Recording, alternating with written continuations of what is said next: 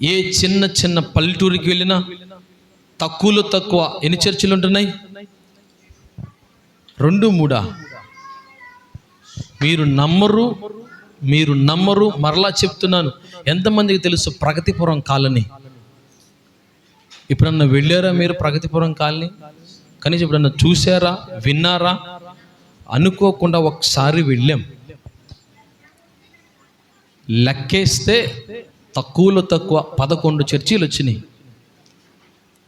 ఎందుకు ఈ మాట చెప్తున్నాను అంటే, సంఘాలు విస్తరిస్తున్నాయి, అది దేవునికి మహిమ. కానీ ఏ సంఘాలు విస్తరిస్తున్నాయంటే, కొన్ని సంఘాలు, ఏ సంఘాలు తెలుసండి? దేవుని యొక్క మార్గములో వెళ్ళే సంఘాలు, దేవుని యొక్క వాక్యానుసారంగా వెళ్ళే సంఘాలు ఎక్కడేసిన గొంగళి అక్కడే ఉంటున్నాయి. కానీ తప్పుడు బోధల వెంబడి వెళ్ళే సంఘాలు నానాటికి ఏమవుతున్నాయి? అభివృద్ధి చెందుతున్నాయి. కారణం ఏంటంటే, ఎందుకో చెప్పమంటారా? నేను చాలాసార్లు ప్రసంగం చేయటం మీరు చూశారు కదా, మీరు విన్నారు కదా. ఎప్పుడన్నా మీకు ఆశీర్వాదాలు వస్తాయి, మీకు దీవెనలు వస్తాయని చెప్పాను ఎప్పుడన్నా? వస్తే బాగుండు అంటున్నవారు చాలామంది ఉంటారు. కానీ ఆ మాటలు ఎప్పుడు నేను తెలియపరచలేదు. ఎందుకో చెప్పమంటారా? అవి ఎవరికి వస్తాయో మనం తెలుసుకోవాలి ఫస్ట్ కదండి. ఆశీర్వాదాలు దేవుడు ఎప్పుడు ఇస్తాడు, కానీ ఎవరికి ఇస్తాడు, ఎవరు పొందుకుంటారో మనకు తెలియాలి కదా. కానీ నాడు చాలామంది ఏం చెప్తున్నారంటే, మీకు దీవెనలు వచ్చేస్తాయి, మీకు ఆశీర్వాదాలు వచ్చేస్తాయి అనగానే ఏమైపోతుందో తెలుసండి? ప్రలోభాలకు లోనైపోయి ఎక్కడికి వెళ్ళిపోతున్నారు? అక్కడికే పరిగెత్తేస్తున్నారు. ఎక్కడైతే మీకు ఆశీర్వాదాలు వస్తాయంటున్నారో అక్కడికే వెళ్ళి వాక్యాన్ని వింటున్నారు. కానీ ఎక్కడైతే మీ జీవితాలు సరిచేసుకోమని చెప్తున్నారో అక్కడికి మాత్రం వెళ్ళడానికి ఇష్టపడట్లేదు. కానీ వాక్యం ఏం తెలియపరుస్తుందో తెలుసండి? మొదట మనల్ని మనము సరిచేసుకో. అందుకనే వాక్యంలో ఒక మంచి మాట రాయబడుతుంది, నీవు దేవుని మందిరమునకు వెళ్ళినప్పుడు ఏం చేయాలట? మనం మొట్టమొదటిగా మన ప్రవర్తన జాగ్రత్తగా సరి చూసుకోమంటుంది. కానీ వీళ్ళేం చెప్తారు తెలుసా? అయ్యా మీరందరూ కూడా ఆశీర్వదించబడిన వారు, లోపలికి రండి. ఈ మాట చెప్తే ఎవరు రారండి? అందరూ వస్తారు. అందరూ రావాలని కూడా దేవుడు కోరుకుంటున్నాడు కదండి. చాలామంది అంటే ఇప్పుడు ప్రస్తుతానికి ఉన్నటువంటి అపోహ ఏంటంటే, అయ్యో మేము మందు తాగుతున్నాము, మేము సిగరెట్ తాగుతున్నాము, మేము ఏమంటారు తప్పు చేస్తున్నాము, అబద్ధాలు ఆడుతున్నాము, బూతులు ఆడుతున్నాం, మేము మందిరానికి రాకూడదు అనుకుంటా కదండి. చాలామంది అనుకునే మాటలు ఇవే. కానీ వాక్యం ఏం చెప్తుంది తెలుసండి? అయ్యా మీరు మొదటిగా ఆయన దగ్గరకు వస్తేనే కదా ఆయన మిమ్మల్ని మార్చేది. చాలామంది చెప్తారంటే, అయ్యా మేము మారాకే దేవుని దగ్గరికి వస్తాం, మేము మార్పు చెందాకే దేవుని దగ్గరికి వస్తాం.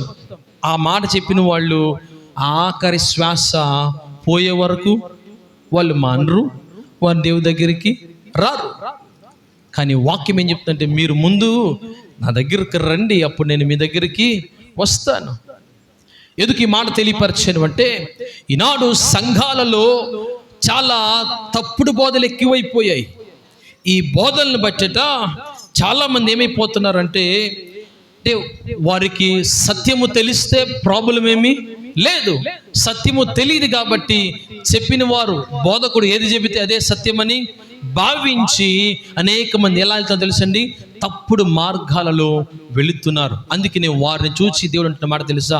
అయ్యో వారికి శ్రమ అంటున్నాడు. అయితే ఇక్కడతో ఈ మాట ఆగిపోలేదు. కానీ ఇక్కడ చూస్తే గనక ఈ గ్రంథకర్త పాత నిబంధన గ్రంథంలో నుంచి కొంతమంది వ్యక్తులను ఎవరైతే ఈ మార్గం గుండా వెళ్ళి, లేదా ఎవరైతే కొన్ని పాపపు మార్గాలు చేశారో వారిని ఉదాహరణగా తెలియపరుస్తూ ఇక్కడ 3 వ్యక్తులను తెలియపరిచారు. అందులో మొదటి వ్యక్తి కయీను, రెండవ వ్యక్తి బిలాము, మూడవ వ్యక్తి కోరహు. వీళ్ళ 3 గురించి మనందరికీ కూడా చాలా బాగా తెలుసు. ఎందుకంటే తప్పుడు బోధల యొక్క లక్ష్యాలు ఎలా ఉంటాయో వీరి గురించి మనం తెలుసుకోవచ్చు. మొట్టమొదటిగా కయీను గనక జ్ఞాపకం చేసుకుంటే, ఈ కయీను ఎవరయ్యా అంటే మనం చెప్పుకుంటే ఆదాముకి మొదటి సంతానం అని చెప్పడానికి బాగుంటుంది, కానీ దానికన్నా చాలా స్పష్టంగా తెలియపరచడానికి ఏది బాగుంటుందంటే, భూమిపైన మొట్టమొదటి హంతకుడు ఎవరయ్యా అంటే కయీను కదండి.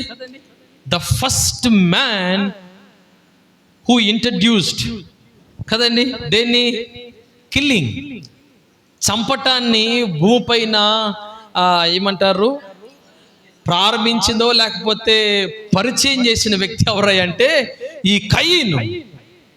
ఈ కయీను చేసిన పని ఏంటంటే తన సొంత సహోదరుణ్ణి చంపాడు. అయితే ఇక్కడ చూస్తే గనక వాక్యం ఏం తెలియపరుస్తుందంటే, కయీను తన సొంత తమ్ముడిని చంపుట ఎవరు చూశారట? దేవుడు చూచాడు కదండి. దేవుడు చూచాడా చూడలేదా?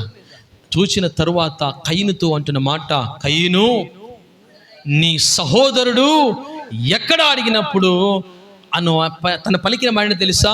నేను నా తమ్మునకు కావలివాడనా అని తెలియపరిచినప్పుడు వెంటనే దేవుడు అన్నమాట, నీ తమ్ముని రక్తము నాకు. ఎంత గొప్ప మాట దేవుడు తెలియపరిచాడండి. ఎందుకు ఈ మాట చెప్పాను అంటే, ఈ కయీను ఎప్పుడైతే తన తమ్ముడిని చంపాడో దీనిని బట్టి మనం తెలుసుకోవాల్సినటువంటి ప్రాముఖ్యమైన మాట ఏంటో తెలుసండి.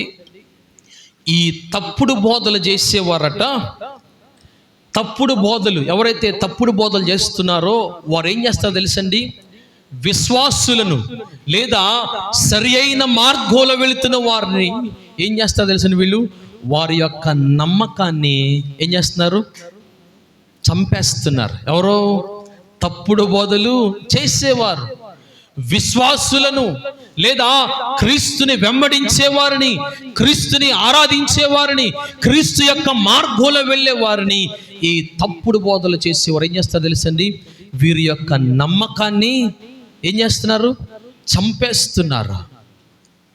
అందుకని కయీన్ని ఉదాహరణగా తీసుకునే కారణం ఏంటంటే, కయీని తన సహోదరుని చంపాడు. ఎలాగైతే చంపాడో ఈ తప్పుడు బోధలు చేసే వారందరూ కూడా ఏం చేస్తారో తెలుసండి, విశ్వాసుల యొక్క నమ్మకాన్ని చంపేస్తున్నారు. ఎలా చంపుతున్నారు తెలుసండి, దేవుడు వారికి ఇచ్చిన వాగ్దానాలు ఉన్నాయి చూసారా, వాటిని ఎర్రగా వేటినండి వాగ్దానాలను, దేవుడిచ్చిన వాగ్దానాలన్నీ కూడా వారి యొక్క విశ్వాసుల యొక్క జీవితాలకి ఎర్రగా వేసి వీరందరినీ కూడా వారి యొక్క నమ్మకాలను ఏం చేస్తున్నారండి, చంపేస్తున్నారు. మీకు ఒక ఉదాహరణ చెప్పాలని ఆశపడుతున్నాను. అంటే నేను వేరే ఉద్దేశం కాదు, కానీ నేను ఎవరిని కూడా అనే మాటలు కాదు, కానీ ఒక ఉదాహరణ మాత్రమే. మనలో ఎవరికన్నా బాగోకపోతే మనం ఏం చేస్తాం,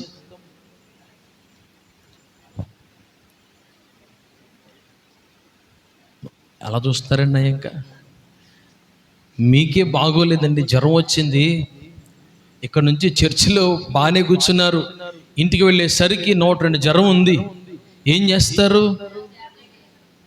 ట్యాబ్లెట్ వేసుకుంటారా వేసుకోరా? వేసుకుంటారు. లేదు ఇంకా బాగా నీరసంగా ఉందనుకోండి, ఏం చేస్తారు? నాగరాజు గారి దగ్గరకు, కిరణ్ గారి దగ్గరకు వెళితే కానీ మనశ్శాంతి ఉండదు. అవునా కాదా? ఇంకా అప్పటికి మనసు నెమ్మది లేకపోతే వెంటనే ఎవరో ఒకరిని తీసుకొని ఎక్కడికి వెళ్ళాలి?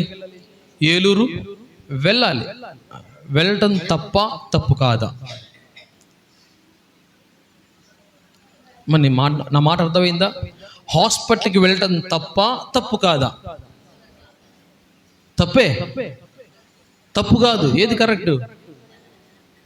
హాస్పిటల్కి వెళ్ళొచ్చా వెళ్ళకూడదా? అదేంటమ్మా మీరు వెళ్ళదు ఎప్పుడు హాస్పిటల్కి? ఎలా చూస్తున్నారంటే, బాబు హాస్పిటల్కి వెళ్ళాలా అన్నట్టు చూస్తారా ఇంకా చాలామంది. మీకు బాగోనప్పుడు ఫస్ట్ గుర్తొచ్చేది ఎవరంటే నాగరాజు గారనో లేకపోతే కిరణ్ గారు. పెద్ద డాక్టర్లు ఎవ్వరూ కూడా గుర్తురారు. ఫస్ట్ వాళ్ళ దగ్గరికి వెళ్ళి, మీకు చాలా ప్రమాదంగా ఉంది, ఇక్కడ నుంచి వెళ్ళటం మంచిది అన్నప్పుడే మనం ఎక్కడికి వెళ్తాం? ఏలూరు వెళ్తాం. అప్పుడు దాకా మనం వెళ్ళం. అంటే నా ఉద్దేశం ఏంటంటే, మనం బాగోన్నప్పుడు ఎక్కడికి వెళ్ళాలి? శరీరానికి బాగోన్నప్పుడు ఎక్కడికి వెళ్ళాలి? డాక్టర్ దగ్గరికి వెళ్ళాలి. అలాగనే ఆత్మ బాగోన్నప్పుడు ఎక్కడికి వెళ్ళాలి? కానీ మనం ఏది బాగోపోయినా డాక్టర్ దగ్గరికి వెళుతున్నాం. ఆత్మ నీరసించిపోయినా నాగరాజు గారి దగ్గరికి వెళ్ళి ఇంజక్షన్ చేయించుకుంటున్నారు. శరీరం నీరసించిపోయినా కిరణ్ గారి దగ్గరికి వెళ్ళి ఇంజక్షన్ చేయించుకుంటున్నారు. అంటే ఎందుకు ఈ మాట చెప్పాను అంటే, శరీరం బలహీనమైనప్పుడు ఎక్కడికి వెళ్ళాలి? దేవుని యొక్క వాక్యం తెలియపరిచింది కదండి. ఎవరికి ఎవరు అవసరమట? రోగికి వైద్యుడు అవసరం.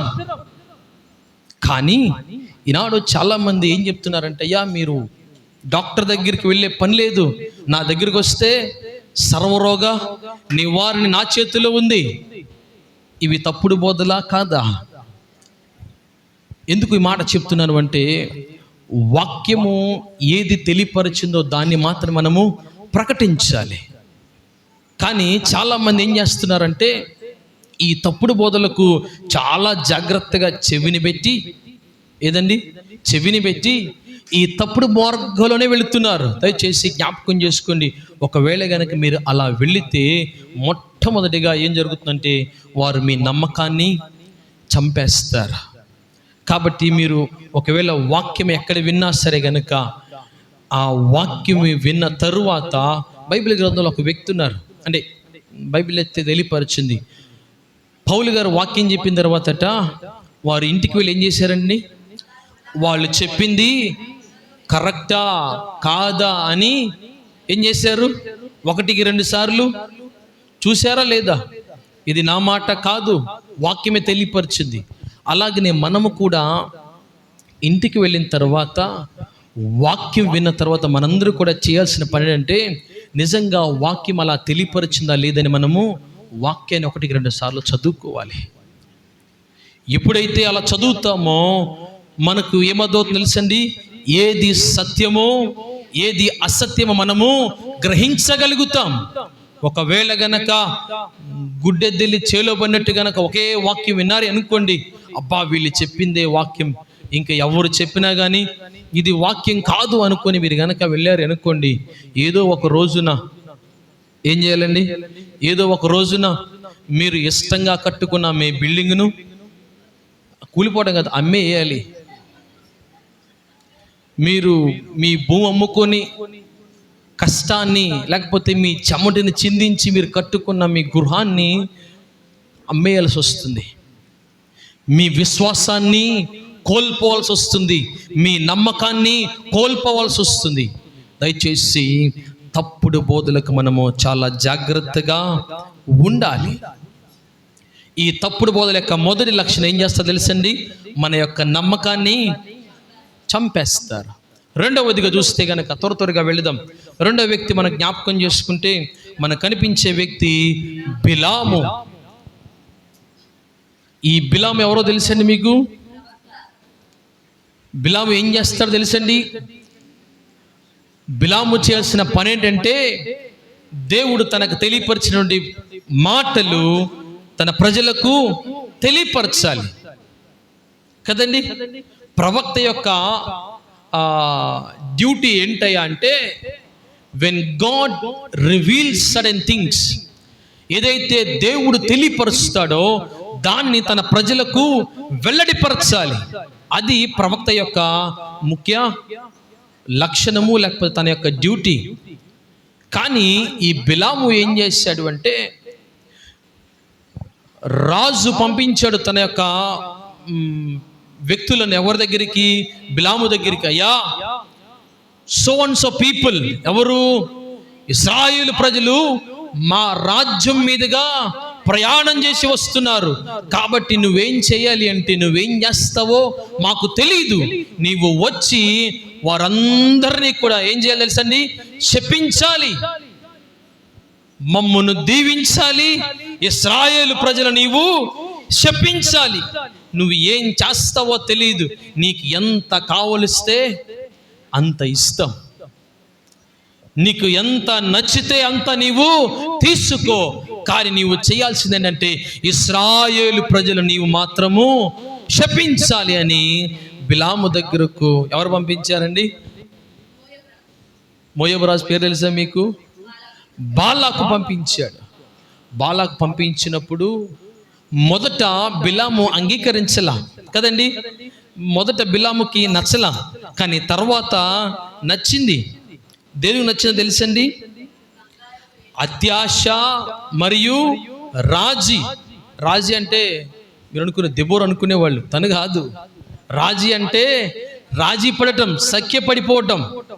పర్లేదులే, ఏమవుతుందిలే, శపించటమే కదా, పర్లేదులే, దూషించటమే కదా, ఏమవుతుందిలే, ఏమవుదు కదా అనుకొని తన ప్రయాణాన్ని మొదలు పెట్టాడు. దేవునికి స్తోత్రం కలుగును గాక.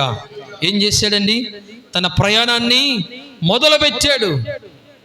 మొదలుపెట్టి వెళుతున్న మార్గంలో ఏం జరిగిందో మనందరికీ కూడా తెలుసు. అయితే ఎందుకు ఈ మాట తెలియపరుస్తున్నాను అంటే, ఈ బిలాము దేనికోసం తను ప్రయత్నం చేశాడు అంటే, అత్యాశ కోసం, లేదా ఇక్కడ బైబిల్ తెలియపరిచిన మాట ఏంటంటే బహుమానము పొందవలనట. దేని కొరకండి? బహుమానము పొందవలనని. ఎలా తెలుసండి? ఆతురముగా పరిగెత్తాడట. బహుమానము పొందాలని అత్యాశకు పోయి ఎంతగానో ప్రయాణము చేయడానికి సర్వము కూడా సిద్ధపడ్డాడు ఈ బిలాము ప్రవక్త. అయితే ఇక్కడ చూస్తే గనక ఎందుకు ఈ మాట తెలియపరిచాను అంటే, ఎప్పుడైతే బిలాము అత్యాశకు పోయాడో, ఎప్పుడైతే బిలాము రాజీ పడిపోయాడో మోయాబు రాజుతో, వెంటనే తన ప్రయాణాన్ని మొదలు పెట్టేశాడు.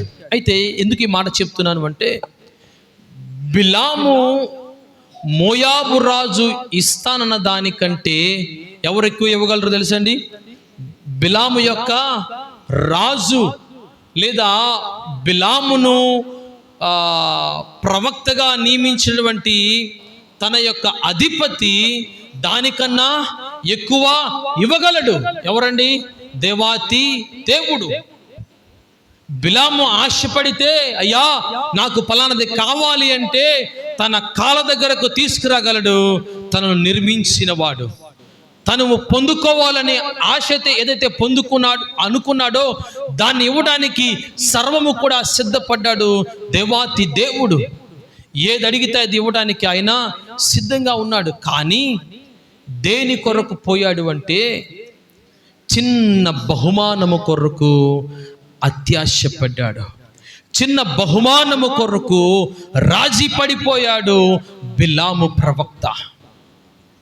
తద్వారా తనకు ఏమి సంభవించినదో మనందరికీ కూడా తెలుసు. ఎందుకు ఈ మాట తెలియపరిచాను అంటే, ఎవరైతే తప్పుడు బోధలు వింటారో, ఎవరండి? తప్పుడు బోధలు వింటారో వారట బిలాము వలె వారు కూడా వారి జీవితం ఏమో తెలుసండి. ఎప్పుడైతే బిలాము అత్యాశకు పోయి ఏం పొందుకోవడం తెలుసా మీకు? తెలీదా? ఇంటికి వెళ్ళిన తర్వాత చదువుకోండి. సంఖ్యాకాండంలో రాయబడుతుంది. సంఖ్యాకాండము 22వ అధ్యాయం 7వ వచనం నుంచి 18వ వచనం వరకు మీరు గనక చదువుకుంటే, అక్కడ తనకు ఏమి సంభవించిందో మనందరికీ కూడా తెలియపరుస్తాడు దేవుని యొక్క వాక్యం. అంత మాత్రమే కాకుండా ద్వితీయోపదేశ కాండం 23:5 వచనంలో కూడా రాయబడుతుంది. ఈ వాక్యాలన్నీ కూడా మీరు మీ గృహాలకు వెళ్ళి చదువుకోవాల్సిందిగా మీకు ప్రేమతో తెలియపరుస్తున్నాను. ఇక్కడ చూస్తే గనక ఏం జరిగిందయ్యా అంటే, బిలాము దేని కొరకైతే వెళ్ళాడో తర్వాత దేవుడు తనతో మాట్లాడిన తర్వాత వెంటనే తన యొక్క స్థితిని మార్చుకున్నాడు కదండి. తన యొక్క మాటలు మార్చుకున్నాడు. అయితే మార్చుకున్నాడే కానీ తర్వాత అంతా చేశాడే కానీ దానికన్నా ముందు పొందవలసినటువంటి నష్టమంతా కూడా బిలాము పొందుకున్నాడు కదండి. దేవుడు అయ్యో ఇశ్రాయేల్ ప్రజలను శపించమన్నాడు కదా మోయాబు రాజు, సరే నేను వెళుతున్నాను, మరలా దేవుడు నాతో ప్రత్యక్షమై మాట్లాడాడు కాబట్టి నేను ఇశ్రాయేల్ ప్రజలను దీవించుతానే తప్ప వారు నేను శపించని వెళ్ళాడు కదా. అయితే మనసు మార్చుకున్నాడే కానీ అప్పటికే ఏం జరిగింది తెలుసండి, జరగవలసిన నష్టమంతా కూడా తన జీవితంలో జరిగేసింది. ఈనాడు ఎవరైతే తప్పుడు బోధలు వింటున్నారో వారు కూడా చాలా సందర్భాలు అనుకుంటారు కదా, అయ్యో మేము అన్ని ఆశీర్వాదాలు పొందుకుంటున్నాం, మేము అన్ని దీవెనలే పొందుకుంటున్నాం అనుకుంటారు. కానీ ఒక్క విషయం మీరు జ్ఞాపకం చేసుకోవాలి. ఏంటంటే మీరు ఎప్పుడైతే తప్పుడు బోధలకు మీరు గనక మీ హృదయాన్ని అప్పగిస్తారో అప్పుడు ఏం జరుగుతుంది తెలుసండి, జరగవలసిన నష్టమంతా కూడా మన జీవితంలో జరిగిపోద్ది. ఎప్పుడు తెలుసండి, ఆఖరిలో రియలైజ్ అవుతాం కదా, అయ్యో నేను ఈ మార్గంలో వెళుతున్నానా, అయ్యో నేను వెళుతున్న మార్గం సరైనది కాదా అని ఎప్పుడైతే మనము ఆలోచనలకు వస్తామో అప్పటికి ఏం జరిగిపోతుంది, జరగవలసిన నష్టమంతా కూడా జరిగిపోతుంది. బిలాము జీవితంలో అలాగే జరిగింది. అంతా మంచి అనుకున్నాడు, అంతా మంచి జరిగింది అనుకున్నాడు, కానీ అప్పటికే జరగవలసిన నష్టమంతా కూడా తన జీవితంలో జరిగేసింది. ఈనాడు నీవు నేను కూడా మనము కూడా గనక తప్పుడు బోధలు గనక మనం గ్రహిస్తే, తప్పుడు బోధల వెంటపడి గనక మనం ప్రయాణం చేస్తే మనము నష్టాన్నే చూస్తామే తప్ప ఆశీర్వాదాలు మనం ఇప్పుడు కూడా చూడలేము. ఆఖరి మాట చూస్తే గనక మూడవ వ్యక్తి మనకు కనిపించే వ్యక్తి ఎవరంటే కోరాహు. అక్కడ చదవని వాక్యం చూద్దామా. కోరాహు చేసినట్టు తిరస్కారము చేసి నశించింది. ఎవరు తెలుసా నశించింది? తప్పుడు బోధలు విని వాటిని వెంబడించారు చూసారా, వారంట నశించేది. ఇక్కడ చూస్తే గనక కోరాహు గురించి గనక మనం మాట్లాడుకుంటే, కోరాహట చాలా గర్వము అసూయ కలిగిన వ్యక్తి అట. ఎవరండి? మంచి గర్వము అసూయ కలిగిన వ్యక్తి అట. అయితే ఏం చేశాడు అంటే ఈ కోరాహు మోషే అహరోన్ల మాట ఏం చేశాడండి? తిరస్కరించాడు. మోషే అహరోన్లు చెబితే వారి మాట వినలా. ఎవరండి? కోరాహు తనకిష్టం వచ్చిన మార్గంలో నడిచాడు. ఈ మోషే అహరోన్ ఎవరో తెలుసండి? దేవుడు నియమించినటువంటి నాయకులు. కానీ వీరి మాట ఎవరేం లేదండి, కోరాహు వినకపోతే బాగానే ఉండేది, అక్కడితో అయితే బాగానే ఉండేది. కానీ ఏం చేశాడు తెలుసండి, తను చెడింది కాక ఏం చేశాడు, వనమంతా కూడా చెరచాలనే చూశాడు కోరాహు. అందుకనే కోరాహుతో ఇంకొంతమంది ఏం చేశారు తెలుసండి, తన మార్గంలో ప్రయాణం చేశారు. ఈనాడు సంఘాల్లో కూడా ఇలాంటి వారు లేకుండా పోలేదు. ఏంటో తెలుసండి, ఎవరైతే తప్పుడు మార్గాల్లో తప్పుడు బోధలు విని మేము వెళ్ళే మార్గమే సరి అయిన మార్గం అనుకుంటారు చూసారా, వీరంతా ఏం చేస్తారు తెలుసండి, తాను వెళ్ళే మార్గాన్ని అక్కడితో ఆపకుండా తాను వెళ్ళే మార్గం సరి అయిన మార్గం అని అపోహపడి తన చుట్టూ వారందరినీ కూడా ఏం చేస్తుందట, ఆ మార్గంలో ప్రయాణం చేయమని 1-2 సార్లు వెంట నుండి నడిపిస్తుందట. కోరాహు కూడా చేసింది అదే. కోరాహు మోషే అహరోన్ల మాట వినకపోతే అక్కడితో బాగానే ఉండేది. కానీ ఇతను వినకుండా ఏం చేశారు తెలుసండి, మీరు కూడా మోషే అహరోన్ల మాట వినొద్దు, ఆయన మాట మీరు వినాల్సిన అవసరము లేదు అని చెప్పి చాలా మంది తన వెంబడి తీసుకుని వెళ్ళాడు. అలా వెళ్ళటం ద్వారా ఏం జరిగిందో మనందరికీ కూడా తెలుసు. ఏం జరిగిందండి, భూమి నెరవిడిచి వారందరినీ కూడా మృంగివేసింది. అవునా కాదా? కదండి. ఎందుకు ఈ మాట తెలియపరిచాను అంటే, ఈనాడు చాలా మంది తప్పుడు బోధలకు వారి యొక్క మనస్సును సమర్పించేసి, తప్పుడు బోధలకు వారి యొక్క హృదయాలను అప్పగించేసి ఏం చేస్తారు తెలుసండి, వారు వెళ్ళటం మాత్రమే కాదు కానీ తనతో ఉన్న వారందరినీ కూడా ఆ తప్పుడు మార్గంలో రమ్మని ప్రోత్సహిస్తున్నారా?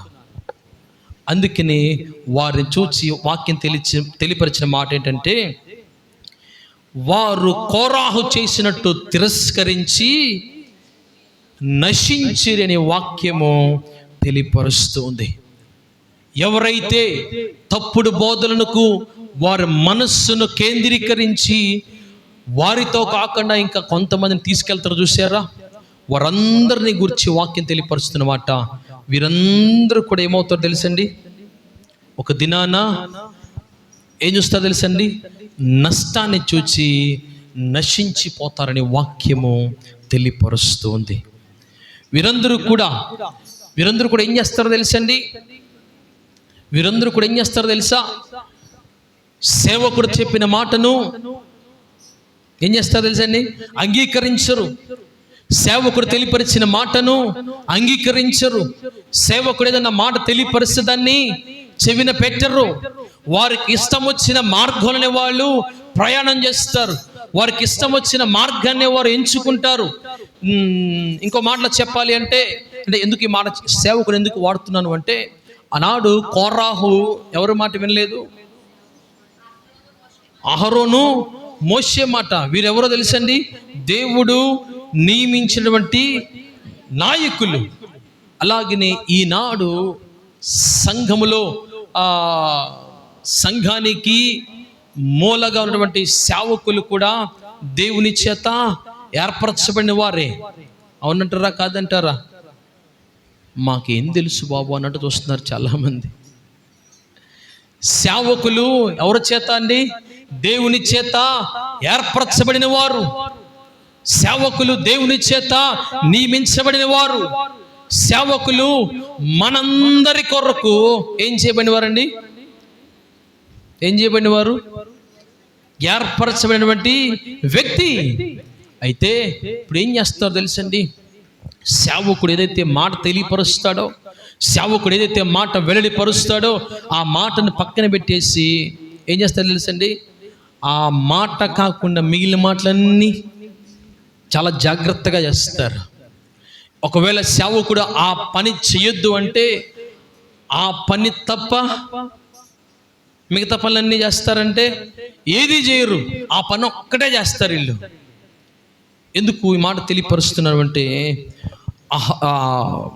ఈ కోరహు దేవుని యొక్క సేవకుని మాట వినక ఏం పొందుకున్నాడో తెలుసండి, నష్టాన్ని పొందుకొని మరణాన్ని కన్నులారా చూచాడు కదండి. తన కన్నులారా తన మరణాన్ని చూడగలిగాడు కోరాహు. అలాగునే ఎవరైతే సేవకుల యొక్క మాటను ఎదురిస్తారో, సేవకుని యొక్క మాటను వ్యతిరేకిస్తారో, సేవకుని యొక్క మాటను తిరస్కరిస్తారో వారందరూ కూడా ఏమవుతారో తెలుసండి, ఏమైపోతారు? చెప్పటానికి ఇష్టపడట్లా. వారందరూ కూడా నశించిపోతారు. ఇది దేవుని యొక్క వాక్యం తెలియపరుస్తుంది. నా మాటగా ఏది కూడా మీకు తెలియపరచటం లేదు. దయచేసి జ్ఞాపకం చేసుకోండి దేవుని సంఘమా. అయితే ఈ ముగ్గురు కూడా ఎవరో మనకు తెలుసండి. ఒక ఉదాహరణగా గ్రంథకర్త తీసుకున్నాడు. దేనికండి? తప్పుడు యొక్క బోధల యొక్క లక్షణాలు ఎలా ఉంటాయో చూపించాడు. ఆ లక్షణాలు ఒకటి ఏం చేస్తారో తెలుసండి, మన నమ్మకాన్ని చంపేస్తారు. రెండవది వీళ్ళు ఏం చేస్తారండి, బహుమానం కోసం, బహుమానము కొరకు వీరు ఏం చేస్తారో తెలుసండి, మన యొక్క విశ్వాసాన్ని తప్పుడు మార్గంలోనికి నడిపిస్తారు. మూడవదిగా వీరు ఏం చేస్తారో తెలుసండి, మూడవదిగా చూస్తే కనుక దేని యొక్క వాక్యం తెలియపరిచింది, వారు మనల్ని ఎలా చేస్తారు అంటే మరణానికి అప్పగించేస్తారు. దేనికండి? మరణానికి అప్పగించేస్తారు. ఎందుకు ఈ మాట తెలియపరిచాను అంటే, ఒకవేళ గనక మనం తప్పుడు మార్గంలో వెళితే ఈ మూడు లక్షణాలు గనక మనకు చాలా క్లియర్గా కనిపిస్తాయి. ఎవరి ద్వారా? ఒకటి కయీను, రెండవది బిలాము, మూడవది కోరాహు.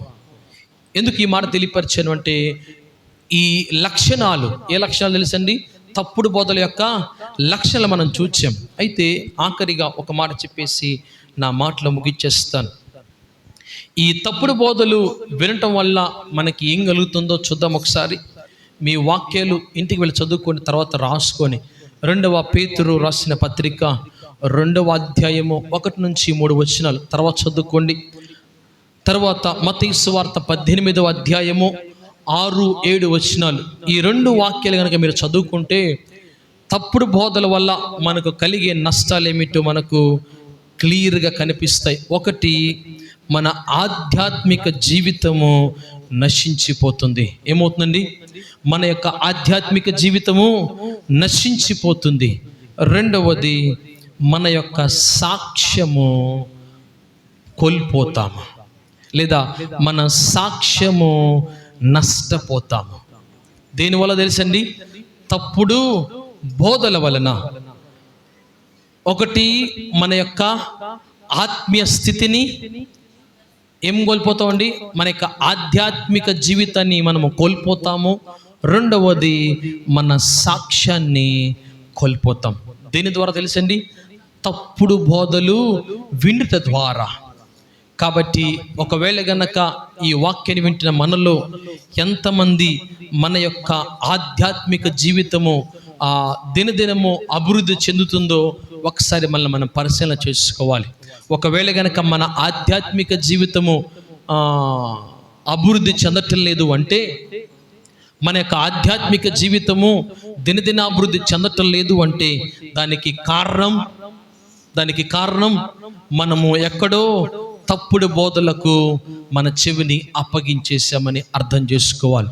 రెండవదిగా, ఒకవేళ గనక మన సాక్ష్యాన్ని మనం కోల్పోతున్నాము అంటే, ఎవరో మన గురించి ఏదో ఒక విధంగా మాట్లాడుకుంటున్నారు అంటే, ఎవరో మన గురించి తప్పుడుగా మాట్లాడుకుంటున్నారు అంటే దానికి అర్థము మన సాక్ష్యాన్ని మనము కోల్పోయామని అర్థం చేసుకోవాలి. దయచేసి సంఘమా, ఒకవేళ అలాంటి స్థితిలో నీవు గనక ఉంటే, నీ ఆధ్యాత్మిక జీవితము నశించిపోతూ ఉంటే, నీ యొక్క సాక్ష్యము నీవు గనక కోల్పోతూ ఉంటే గనక దయచేసి ఒక్కసారి నీ స్థితిని జ్ఞాపకం చేసుకొని సరి అయిన మార్గంలోనికి రావాలని ఈ మధ్యాహ్న కాలమందు దేవాతి దేవుడు తన వాక్యం ద్వారా మనతో మాట్లాడుతున్నారు. దేవునికి స్తోత్రం కలుగును గాక. కాబట్టి ఇంకా ఎవరైనా సరే గనక మనలో మన ఆధ్యాత్మిక జీవితము మనం కోల్పోతున్నాము అంటే, మన యొక్క ఆత్మీయ జీవితాన్ని దినదినము అభివృద్ధి చేసుకోకుండా నష్టపోతున్నాము అంటే, లేదా మన సాక్ష్యాన్ని, ఏ సాక్ష్యమో తెలుసండి? క్రీస్తుని అంగీకరించిన తరువాత క్రీస్తులో వెళుతున్న మన జీవితాన్ని గురించి ఎవరైనా తప్పుగా మాట్లాడుతున్నారంటే కారణం ఏంటంటే, మనము తప్పుడు బోధలకు ఎక్కడో తల వంచేసాం. కాబట్టి ఒకవేళ అలాంటి స్థితిలో ఎవరు ఉంటే గనక మన స్థితిని మార్చుకోవలసిందిగా ఈ మధ్యాహ్న కాలం ముందు ప్రభు మనందరినీ కూడా హెచ్చరిస్తున్నాడు. మన స్థితిని మార్చుకోగలిగితే గనక మన యొక్క ఆధ్యాత్మిక జీవితము ఏమో తెలుసండి, దినదిన అభివృద్ధి చెందుతుంది. రెండవది, మన సాక్ష్యము ఇతరులను మారుస్తుంది. దేవునికి స్తోత్రం కలుగును గాక. కాబట్టి అలా ఉండటానికి మనందరము కూడా ప్రయత్నం చేయాలి. ఒకవేళ గనక సాక్ష్యము, రెండవది ఆధ్యాత్మిక జీవితం, ఇవి రెండు కూడా నష్టపోతున్నాము అంటే గనక ఎక్కడో నీవు దేనికో తల వంచేసావు. కాబట్టి సంగమ ఒక్క విషయాన్ని జ్ఞాపకం చేసుకుని మనల్ని మనం గనక పరిశీలన చేసుకుంటే, నా ప్రభు యొక్క రాకడ అతి సమీపముగా ఉన్నది. నా ప్రభు త్వరలో రాబోతున్నాడు. ఎందుకో తెలుసండి, ములగలంపాడులో యుద్ధాలు ఏమేమి జరగట్లేదు, కానీ ప్రపంచాల్లో చాలా చోట్ల ఏం జరుగుతుంది తెలుసండి? ఏదో ఒక సందర్భంలో ఏదో ఒక చోట యుద్ధాలు జరుగుతున్నాయి. ఎప్పుడు ఏమి జరుగుతుందో ఎవరికి కూడా తెలియదు. వీటన్నిటికి గల కారణం ఏంటంటే, నా ప్రభు యొక్క రాకడ అతి సమీపముగా ఉన్నది. కాబట్టి మీరు మీ యొక్క ఆధ్యాత్మిక జీవితాన్ని, మీ సాక్ష్య జీవితాన్ని కడవరకు ఏం చేయాలండి? కాపాడుకోవాలి. అందుకనే ప్రకటన గ్రంథంలో నా ప్రభు సెలవిచ్చిన మాట తెలుసా? మీరు కలిగి ఉన్న దానిని జాగ్రత్తగా పట్టుకోమని ప్రభు వారు చాలా జాగ్రత్తగా తెలియపరిచారు. మన యొక్క ఆధ్యాత్మిక జీవితాన్ని, మన సాక్ష్య జీవితాన్ని కనుక మనం జాగ్రత్తగా పట్టుకోగలిగితే, నా ప్రభువు రెండవ రాకడలో యూదా గోత్రపు కొదమ సింహంగా వచ్చినప్పుడు నిన్ను నన్ను కూడా తనతో పాటు తీసుకువెళ్తాడు. దేవునికి స్తోత్రం కలుగును గాక. నమ్మిన వారు గట్టిగా చెబుతామా? హల్లెలూయా. కాబట్టి ఆయన రాకడలో నీవు నేను కూడా ఎలా ఉండాలి తెలుసండి? ఎత్తబడాలి. ఆయన వచ్చినప్పుడు మనందరము కూడా ఆయనతో పాటు ఆయన సింహాసనం ఎదుట కొనిపోబడాలి. దేవునికి స్తోత్రం కలుగునుగాక. అట్టి కృప దేవుడు మనందరికీ అనుగ్రహించి ముందుకు నడిపించునుగాక. తల్ల వంచి ప్రార్థన చేసుకుందాం.